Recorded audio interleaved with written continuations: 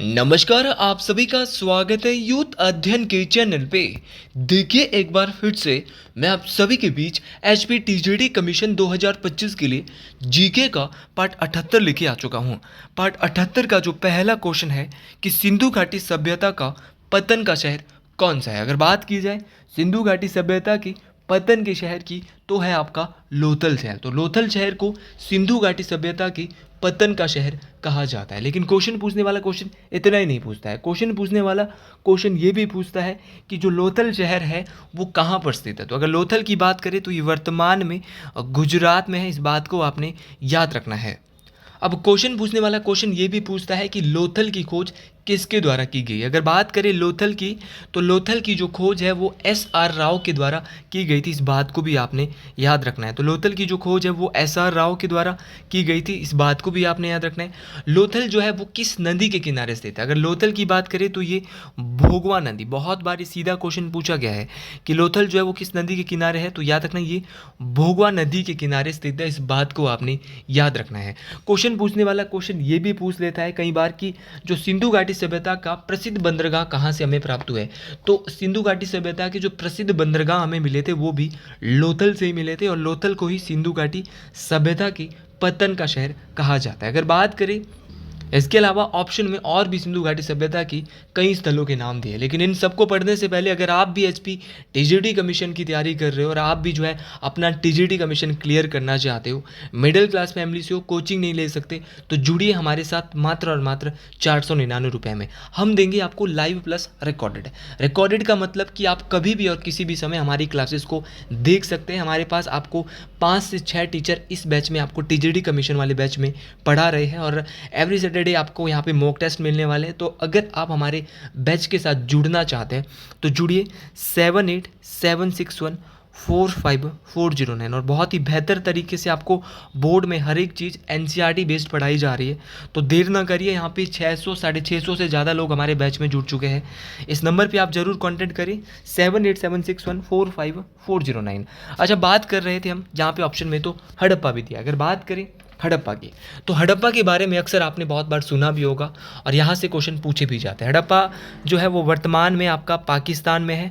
और अगर बात की जाए हड़प्पा की तो इसकी खोज 1921 में, इसकी जो खुदाई है वो या खोज है 1921 में राय बहादुर दयाराम साहनी के द्वारा की गई थी। तो सीधा क्वेश्चन पूछा जाता है कि हड़प्पा की खोज किसके द्वारा की गई थी। तो हड़प्पा की खुदाई राय बहादुर दयाराम साहनी के द्वारा की गई थी। और यहाँ से मैं आपको एक चीज़ और बताना चाहता हूँ कि यूट्यूब पे एवरी संडे हम लाइव मैराथन देंगे, जो कि तो इसमें आप लाइव आ सकते हैं और बहुत ही बेनिफिशियल रहने वाली है। तो इस बार मैराथन नंबर 1 आपकी रहने वाली है कॉम्पिटेटिव एग्जाम के लिए, चाहे आपका टीजीटी कमीशन हो, कोई और भी एग्जाम हो। तो अगर आप हमारे इस लाइव मैराथन में भी आएंगे तो आपको बहुत कुछ यहाँ पे सीखने को मिलने वाला है। अच्छा, बात करें हड़प्पा की, इसकी खुदाई राय बहादुर दयाराम साहनी ने की थी। अच्छा, किस नदी के किनारे स्थित है। जैसे आपका लोथल भोगवा नदी के किनारे है, उसी प्रकार आपका जो हड़प्पा है वो आपके रावी नदी के किनारे है। अच्छा, क्वेश्चन पूछने वाला क्वेश्चन ये पूछता है कि सिंधु घाटी सभ्यता का वो कौन सा स्थल है जहां से RH37 कब्रिस्तान प्राप्त हुआ था। तो RH37 कब्रिस्तान जो मिला था वो आपका हड़प्पा से मिला था। इस बात को आपने याद रखना है। विशाल अन्नागार, अगर विशाल अन्नागार की बात करें तो ये भी आपका कहाँ से मिला था, हड़प्पा से ही मिला था। इस बात को आपने याद रखना है। श्रमिक आवास, जो श्रमिक है उनका आवास कहाँ से मिला था, तो ये भी हड़प्पा से ही मिला था। अच्छा, क्वेश्चन पूछने वाला क्वेश्चन ये भी पूछता है कि रोपड़ कहाँ पे है। तो रोपड़ भारत में है और भारत में बात करें तो भारत में कहाँ पर है, पंजाब में स्थित है। और पंजाब में है, किस नदी पर ये रोपड़ पड़ता है, क्वेश्चन ये भी पूछा जाता है। तो रोपड़ जो है वो सतलुज नदी के किनारे स्थित है। इस बात को आपने याद रखना है। एग्जिट बताऊं तो पंजाब के रूपनगर जिले में जो है आपका रोपड़ स्थित है। अच्छा, रोपड़ के बारे में आपको पता चल गया। अब क्वेश्चन पूछने वाला क्वेश्चन ये भी पूछता है कि आपका जो बनावली है वो कहाँ पर है। अच्छा, लोथल से कुछ मिला भी होगा, तो सॉरी रोपड़ से कुछ मिला भी होगा। रोपड़ से जो है वो मानव के साथ कुत्ते के दफनाए जाने के प्रमाण मिले हैं। इस बात को आपने याद रखना। एक तांबे की कुल्हाड़ी जो मिली है सिंधु घाटी सभ्यता का, वो स्थल जहाँ से तांबे की कुल्हाड़ी मिली है तो वो भी रोपड़ है। और कुत्ते के साथ मानव के दफनाए जाने के जो अवशेष है वो भी आपकी रोपड़ या मानव के साथ कुत्ते को दफनाए जाने के अवशेष भी कहाँ से मिले हैं, रोपड़ से मिले हैं। अच्छा, क्वेश्चन पूछने वाला क्वेश्चन पूछेगा बनावली कहाँ पे है। अच्छा, बनावली की बात कर रहे हैं तो बनावली जो है वो हिसार हरियाणा में है। मोस्ट इंपॉर्टेंट है। और RS बिष्ट, तो याद रखना है R.S. बिष्ट के द्वारा जो है वो क्या की गई थी, आपकी बनावली की खोज की गई थी। इस बात को आपने याद रखना है, भी मोस्ट इम्पॉर्टेंट बात है। और मिट्टी का हल, और ये मिट्टी का हल जो प्राप्त हुआ था वो भी आपके बनावली से ही प्राप्त हुआ था। तो मिट्टी के हल उस ज़माने में हुआ करते थे। अच्छा, अगला क्वेश्चन हमारा है, the term of Neolithic is derived from. Neolithic शब्द की व्युत्पत्ति हुई। अगर बात करें न्योलिथिक शब्द की, तो ये न्योलिथिक शब्द किस भाषा का शब्द है? तो पहला क्वेश्चन तो यही बनता है कि जो न्योलिथिक शब्द है वो आपका एक ग्रीक भाषा का शब्द है। अच्छा, ये बात समझ गए कि जो न्योलिथिक शब्द है वो एक ग्रीक भाषा का शब्द है। सर ये तो आसानी से आप लोग समझ गए होंगे कि न्योलिथिक शब्द एक ग्रीक भाषा का शब्द है। लेकिन ये भी दो शब्दों से मिलकर बना है। ग्रीक भाषा का एक न्यो है और दूसरा शब्द है लिथिक। अच्छा, न्यो का जो यहाँ पे अर्थ होता है वो होता है नया। न्यो का अर्थ होता है नया, और लिथिक का जो अर्थ होता है वो होता है पत्थर। तो न्योलिथिक शब्द का अर्थ है नया पत्थर, मतलब कि नवपाषाण, इसको स्टोन एज भी कहा जाता है। तो ये बात आपको याद रखना, न्योलिथिक का जो है मुख्य नाम जो है वो नवपाषाण है। और सबसे पहले इस न्योलिथिक शब्द को इंट्रोड्यूस जो किया था वो किया था 1865 में। अच्छा, किसने किया था? तो इनका नाम था सर जॉन लुबाक। क्या नाम है? Sir John लुबाक। तो याद रखना है, सर जॉन लुबाक के द्वारा 1865 में सबसे पहले न्योलिथिक शब्द को इंट्रोड्यूस किया गया था। नाम है जॉन लुबाक सर। तो जॉन लुबाक सर, न्योलिथिक मतलब कि आपका नवपाषाण, इस बात को आपने याद रखना है। अच्छा, इस क्वेश्चन से ज़्यादा नहीं पढ़ेंगे, इतना ही पढ़ेंगे। अगले क्वेश्चन की ओर बढ़ते हैं। अगला क्वेश्चन यहाँ पे है कि हमारे संविधान में न्यायिक पुनर्निरीक्षण की संकल्पना किस देश के संविधान से ली गई है? देखिए, जो आपका जो कंसेप्ट है जुडिशियल रिव्यू का, वो किस देश के कॉन्स्टिट्यूशन से, हमारे देश के कॉन्स्टिट्यूशन में, हमारे देश के संविधान में लिया गया है। तो ये आपकी जो न्यायिक पुनर्वलोकन की जो प्रक्रिया है वो आपके USA देश के संविधान से ली गई है। अब आपके मन में ये बात आ रही होगी कि जो ये न्यायिक पुनर्वलोकन की जो प्रक्रिया है वो होती क्या है, ये जुडिशियल रिव्यू होता क्या है? तो जुडिशियल रिव्यू एक ऐसी प्रक्रिया है जिसमें न्यायपालिका होगी, आपकी कार्यपालिका होगी, और विधायिका द्वारा जितने भी कानून पारित किए गए हैं या उनके कार्यों को संवैधानिक क्या करता है, उनकी जांच करती है। तो पारित किए गए कानूनों और कार्यों की संवैधानिकता की क्या करेगी? जांच करेगी आपकी न्यायिक पुनर्वलोकन। जो जुडिशियल रिव्यू होगी, जो न्यायपालिका करेगी, कार्यपालिका करेगी, विधायिका करेगी, उनके द्वारा जो किए गए पारित जो कानून होंगे उनके कार्यों को क्या करेगी? संवैधानिक जांच करेगी। तो ये बात आपको याद रखना है, और तो ये मोस्ट इम्पॉर्टेंट है। इसमें याचिका होगी, फिर याचिका के बाद सुनवाई होती है, फिर संवैधानिकता की जांच होती है, फिर उसके बाद निर्णय लिया जाता है, डिसीजन लिया जाता है। मान लो उदाहरण के लिए यदि कोई संसद मतलब क्या है, कोई कानून पारित कर रही है और वो कानून जो है मौलिक अधिकारों का उल्लंघन करता है, तो उसे जुडिशियल रिव्यू के तहत न्यायालय क्या कर देगा? कैंसिल कर देगा। अच्छा, ये तो बात हो रही थी आपकी न्यायिक पुनर्वलोकन की, जुडिशियल रिव्यू की। थोड़ा मुश्किल था समझना, लेकिन जितना समझा होगा बेहतर तरीके से समझा होगा। अच्छा, बात करें आपकी अमेरिका के संविधान से, USA के संविधान से हमारे देश में क्या क्या लिया गया है। अच्छा, एक तो आपके मौलिक अधिकार बोले तो फंडामेंटल राइट। तो फंडामेंटल राइट कहाँ से लिए? तो फंडामेंटल राइट जो है आपके मौलिक अधिकार जो है वो आपके USA देश के संविधान से लिए गए हैं। अच्छा, मौलिक अधिकार के अलावा अगर बात करें आपकी प्रस्तावना जो है वो भी यहीं से ली गई है। आपके कहाँ से ली गई है? आपकी USA देश के संविधान से ली गई है। उपराष्ट्रपति का जो पद है वो भी आपका कहाँ से लिया गया है? आपका USA से ही है। ठीक है, USA से ही लिया गया, ये आप मान लीजिएगा। और एक आपका महाभियोग, राष्ट्रपति को उसके पद से हटाने की प्रक्रिया, इम्पीचमेंट इसको कहा जाता है, आर्टिकल नंबर 61 के तहत ये आता है। तो ये भी कहाँ से लिया गया है? ये भी आपका USA देश के संविधान से ही लिया गया है।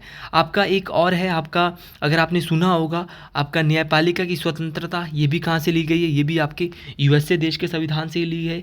तो ये सारी की सारी चीज़ें मोस्ट इंपॉर्टेंट है, इस बात को आपने याद रखना है। उसी प्रकार आपका इंग्लैंड, जिसको ब्रिटिश देश का संविधान कहा जाता है, यहाँ से जो सबसे बड़ा कंसेप्ट लिया है वो लिया है एकल नागरिकता। आप भारत के व्यक्ति हो, आप यूपी से हो, तो हिमाचल में जाके आपको सिर्फ आधार कार्ड ही चलेगा। हिमाचल वाले व्यक्ति जब यूपी में जाएगा तो आधार कार्ड के तहत ही जा सकता है। ये नहीं कि भाई हिमाचल के लिए अलग पासवर्ड बनाना पड़ेगा और यूपी के लिए अलग बनाना पड़ेगा। कुछ सेम चीज़ चलती है एक जगह के लिए। भारत में कैसी नागरिकता है? एकल नागरिकता। और ये एकल नागरिकता का जो कंसेप्ट भारतीय संविधान में जो लिया गया है ना, वो इंग्लैंड देश के संविधान से लिया है। इस बात को आपने याद रखना है।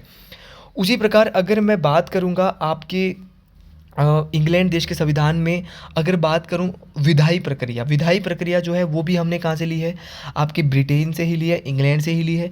आपकी बहुत बार आपने देखा होगा संसदीय प्रणाली, संसदीय शासन प्रणाली, ये बहुत इंपॉर्टेंट है। सीधा क्वेश्चन पूछा जाता है कि संसदीय प्रणाली हमारे देश के संविधान में किस देश के संविधान से ली गई है, तो बोलेंगे ब्रिटेन या इंग्लैंड देश के संविधान से ली गई। आपकी विधायी प्रणाली होगी, लेजिस्लेटिव जो प्रणाली है, सिस्टम है, वो भी आपका कहाँ से लिया गया, इंग्लैंड से लिया है।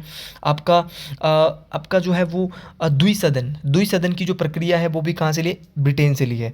ऑप्शन में कनाडा है। अच्छा, कनाडा से क्या क्या लिया है, तो कनाडा से ली है आपकी अवशिष्ट शक्तियाँ जो कि जैसे राष्ट्रपति के पास होती है, उपराष्ट्रपति के पास होती है, तो अवशिष्ट शक्तियाँ कहाँ से ली है, आपके कनाडा से ली है। आपकी संघात्मक शासन प्रणाली की केंद्र होगा, राज्य होगा ये, और राज्यपाल की नियुक्ति ये भी कहाँ से ली है, तो गवर्नर की जो अपॉइंटमेंट है वो भी, राज्यपाल की जो नियुक्ति है वो भी हमने कहाँ से ली है, कनाडा देश के संविधान से ली है।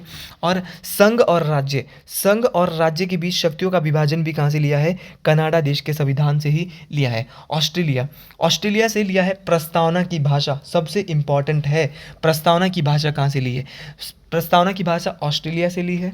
आपकी प्रस्तावना यूएसए से ली है, और प्रस्तावना की भाषा जो है वो अलग है, भाषा ली है आपके ऑस्ट्रेलिया से। अच्छा, क्वेश्चन पूछने वाला क्वेश्चन ये भी पूछता है कि समवर्ती सूची का कंसेप्ट कहाँ से लिया है। तो अगर बात करें समवर्ती सूची के कंसेप्ट की, तो ये भी आपकी ऑस्ट्रेलिया देश के संविधान से लिया गया है। और अगर बात करें संसद की, जो आपका पार्लियामेंट होता है, इसकी जो संयुक्त बैठक की जो बात की गई है वो भी कहाँ से ली है, वो भी आपकी ऑस्ट्रेलिया से ली है। इस बात को आपने याद रखना है। तो ये भी सारी की सारी बातें मोस्ट इंपॉर्टेंट है। तो इतनी बातें आपको याद रखनी है जो मैंने आपको बेहतरीन तरीके से बता दिया। अच्छा, मौलिक कर्तव्य, तो मौलिक कर्तव्य यूएसआर बोले तो रशिया से जो है आपके मौलिक कर्तव्य लिए गए हैं। उसी प्रकार आपका इमरजेंसी, तो इमरजेंसी का कंसेप्ट कहाँ से लिया है, तो इमरजेंसी भी आपका जो लिया है वो आपका जर्मनी से लिया इमरजेंसी। इस बात को आपने याद रखना है, भी मोस्ट इंपॉर्टेंट बात है। देखिए, सारी बातें मोस्ट इंपॉर्टेंट है, इसीलिए आप इन बातों को बहुत ही डिटेल से समझेगा। अगले क्वेश्चन की ओर बढ़ते हैं कि भारतीय संविधान का कौन सा अनुच्छेद पंचायती राज संस्थानों के लिए प्रावधान करता है। देखिए, भारतीय संविधान का वो अनुच्छेद जो पंचायती राज या ग्राम पंचायतों के साथ संबंधित है, तो है आपका अनुच्छेद नंबर 40। अनुच्छेद नंबर 40 में ग्राम पंचायतों की बात की गई है। अच्छा, इसमें ग्राम पंचायतों की बात की गई है आपके अनुच्छेद नंबर 40 में।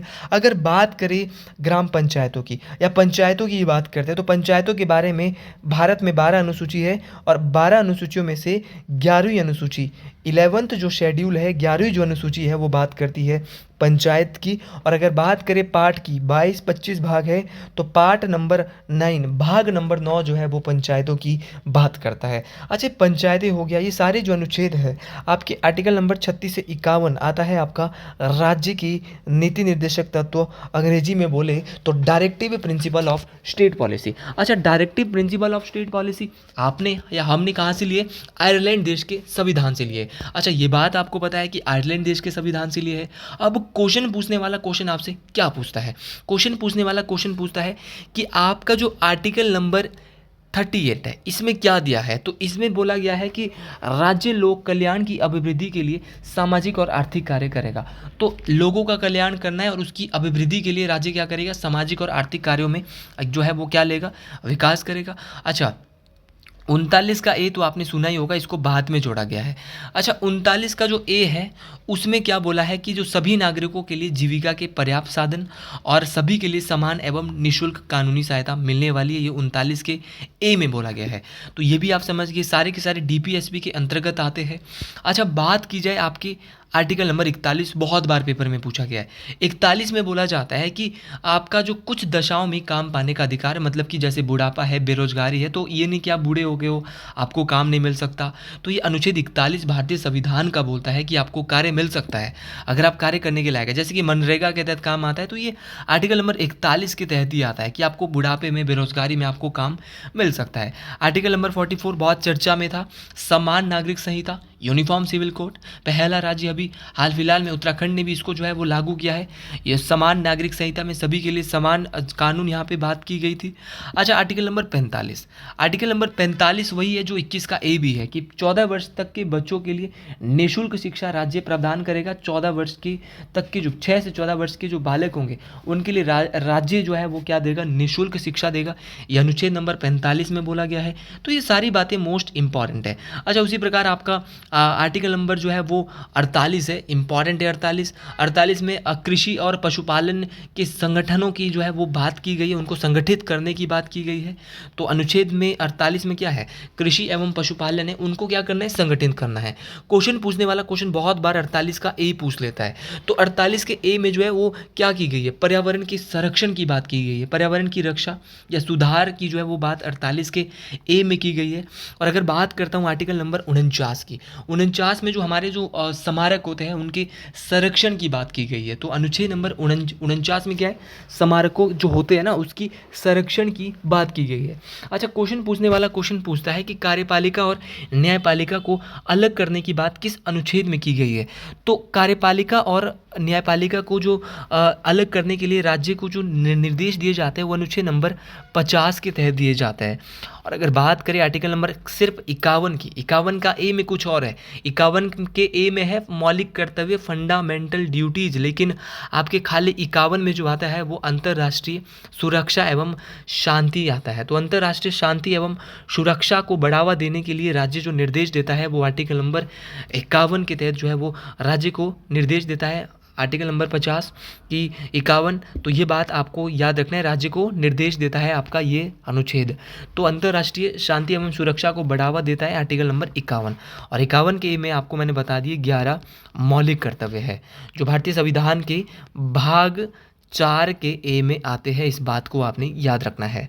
अगला क्वेश्चन है कि fundamental rights are not given to, जो मूलभूत अधिकार नहीं दिए गए हैं, तो ये किसके लिए नहीं दिए गए, तो ये राजनीतिक हानि उठाने वालों को।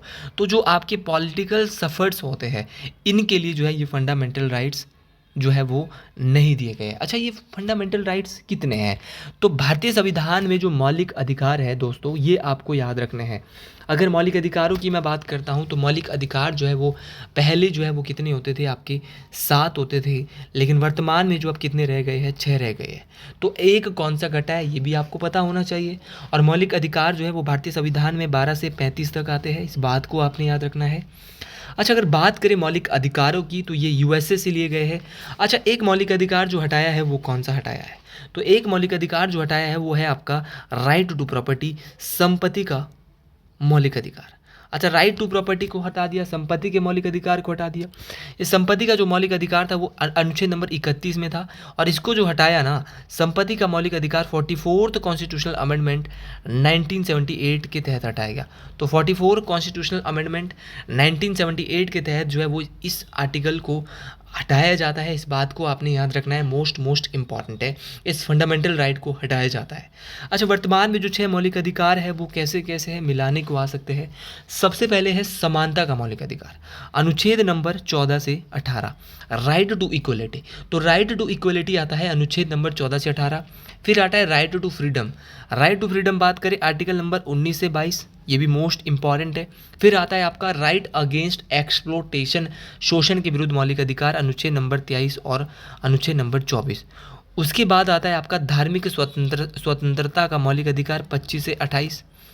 फिर आता है आपका शिक्षा एवं संस्कृति का मौलिक अधिकार, ये आपका 29 और 30। फिर आता है आपका संवैधानिक उपचारों के अधिकार, राइट अगेंस्ट एक्सप्लोटेशन, ठीक है, sorry, right to constitutional remedies बोलते हैं इसको, संवैधानिक उपचारों के अधिकार को। राइट अगेंस्ट एक्सप्लोरेशन तो शोषण के विरुद्ध मौलिक अधिकार है, जो कि अनुच्छेद नंबर 23 और 24 में है। तो अनुच्छेद नंबर 32 जो है वो उसमें बोला गया है संवैधानिक उपचारों के अधिकार, जहाँ पे 5 प्रकार की रिट की बात की गई है। अगर आप सुप्रीम कोर्ट में रिट जारी करना चाहते हो, अगर आपके मौलिक अधिकारों का उल्लंघन होता है तो आप अनुच्छेद नंबर 32 के तहत सुप्रीम कोर्ट में जा सकते हैं, और हाई कोर्ट में आप आर्टिकल नंबर 226 के तहत जा सकते हैं। इस बात को आपने याद रखना है। तो ये सारे क्वेश्चन बहुत इंपॉर्टेंट है, जितना ज़्यादा इन क्वेश्चन को याद रखोगे उतने बेहतर तरीके से आपको क्वेश्चन याद आने वाले हैं। अगला क्वेश्चन है कि recommendations to the president of India on the specific union state physical relations are made by the विशेष संघ राज्य वित्तीय संबंधों पर भारत के राष्ट्रपति की अनुशंसाएं की जाती है। देखिए भारत की जो राष्ट्रपति होते हैं इनके लिए जो यहाँ पे अनुशंसाएं जो की जाएगी वो किसके द्वारा यहाँ पे की जाएगी, तो याद रखना है जो केंद्र और राज्यों के बीच वित्तीय संसाधनों के वितरण की जो सिफारिश करता है वो आपका वित्त आयोग करता है। अच्छा, बात कर रहे हैं वित्त आयोग के बारे में, तो वित्त आयोग की जो बात है वो फाइनेंस कमीशन जिसको हम कहेंगे यह एक संवैधानिक निकाय है और इसको जो है वो कॉन्स्टिट्यूशनल बॉडी भी कहा जाता है। तो याद रखना जो वित्त आयोग है वो एक कॉन्स्टिट्यूशनल बॉडी है और भारतीय संविधान का अनुच्छेद नंबर 280 जो है वो वित्त आयोग की बात करता है।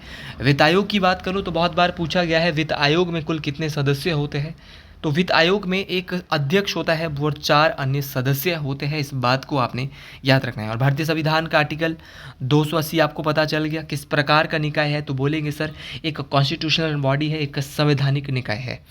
अच्छा, इसके जो वर्तमान में जो इसके चेयरमैन हैं वो कौन है, इसकी बारे में भी बात करेंगे, लेकिन क्वेश्चन ये पूछा जाता है कि जो वित्त आयोग के जो सदस्य होते हैं, फाइनेंस कमीशन के जो सदस्य होते हैं उनको अपॉइंट किसके द्वारा किया जाता है, तो इनको अपॉइंट जो किया जाता है वो आपका किसके द्वारा अपॉइंट किया जाता है, तो याद रखना है इनको अपॉइंट किया जाता है आपका किसके द्वारा, तो इनको प्रेसिडेंट के द्वारा अपॉइंट किया जाता है। अच्छा, प्रेसिडेंट इनको अपॉइंट करता है। वर्तमान में भारत में कौन सा वित्त आयोग चल रहा है, क्वेश्चन ये भी पूछा जा सकता है। तो वर्तमान में भारत में 16th फाइनेंस कमीशन चल रहा है, 16वां वित्त आयोग चल रहा है, ये बात आपको याद रखना। और इसका गठन जो है 16वें वित्त आयोग का गठन 31 दिसंबर 2023 को हुआ था। तो 31 दिसंबर 2023 को आपके 16वें वित्त आयोग का गठन होता है और इसके अध्यक्ष जो थे वो थे आपके अरविंद पनगड़िया। तो इसके अध्यक्ष आपके अरविंद पनगड़िया थे, इस बात को आपने याद रखना है। ऑप्शन में दिया है नीति आयोग। अगर बात करें नीति आयोग की, नीति आयोग के जो अध्यक्ष होते हैं वो प्रधानमंत्री होते हैं और मोस्ट इम्पॉर्टेंट है।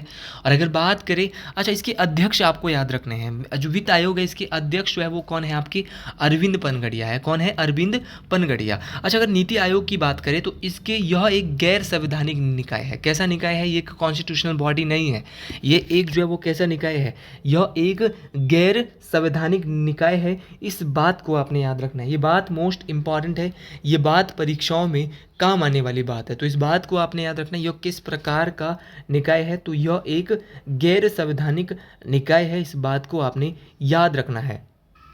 तो वर्तमान में नीति आयोग के जो अध्यक्ष है वो कौन है, बहुत बार ये क्वेश्चन सीधा परीक्षाओं में पूछ लिया जाता है। तो श्री नरेंद्र मोदी जिसके वर्तमान में अध्यक्ष है नीति आयोग के, इस बात को आपने याद रखना है, बहुत डिटेल से याद रखना है। तो आज के लिए हम अपनी क्लास को यहीं तक यहाँ पे ले जाते हैं। अगर आपको मेरी वीडियो थोड़ी भी पसंद आई है तो कॉमेंट बॉक्स में ज़रूर लिखिएगा हर हर महादेव। तो आज के लिए इतना ही, मिलते हैं अगली वीडियो में बहुत जल्द। कॉमेंट बॉक्स में आपसे ज़रूर चाहूँगा कि आप ज़रूर लिखें कॉमेंट बॉक्स में एक बार जोरदार तरीके से हर हर महादेव। तो आज के लिए इतना ही, बाकी मिलते हैं अगले वीडियो में बहुत जल्द। हर हर महादेव, जय हिंद, जय शिरगुल महाराज, हर हर महादेव, हर हर महादेव, हर हर महादेव।